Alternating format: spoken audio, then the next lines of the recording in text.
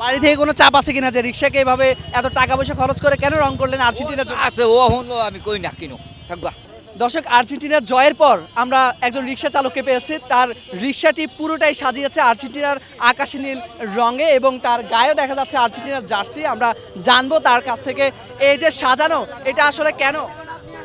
এটা মেসির জন্য, মেসির জন্য হাইতানটা হাজাইছি 2018 সালে, এটা 26। কখন থেকে আপনি এই যে আর্জেন্টিনা সাপোর্ট করেন? হ্যাঁ তখন থেকে আমি আর্জেন্টিনা সাপোর্ট করি ছোটবেলা থেকে। তখন আইছে মেসি, মেসিরে লইয়া। মেসি ভালো একটা তারকা, 14 সালে কাপ নিতে নাই, 18 সালে মনে করেন যে বাসায় পড়বে মাইদে বাদের পথে করার লাগে যখন লাস্টের ম্যাচটা খেলছে প্লে অফ ম্যাচ, তখন দেখছি হারলে বাদ খেলাটা দেখছি মেসি হ্যাট্রিক করছে, নিয়ত করছি যে জিতে আমি একটা কিছু করব দেখামো। আপনার নাম কি? আপনাকে আবু তাহের মেসি নামে চিনে। আপনার এই যে রিক্সার সামনেও দেখা যাচ্ছে মেসি যে পোস্টার যে ব্যানার এগুলো দেখা যাচ্ছে, কারণ কি?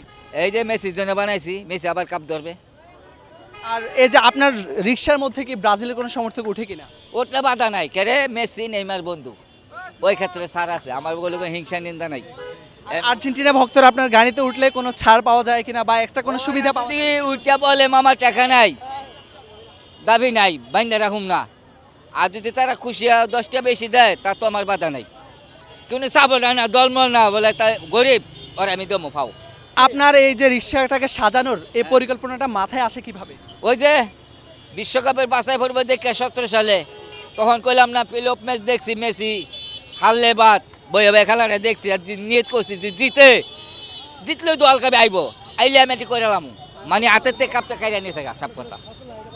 কোনো মানে খারাপ লেগেছে কিনা, কান্নাকাটি করেছেন কিনা? লাগবই, ওই খারাপ লাগনি এটা করছি।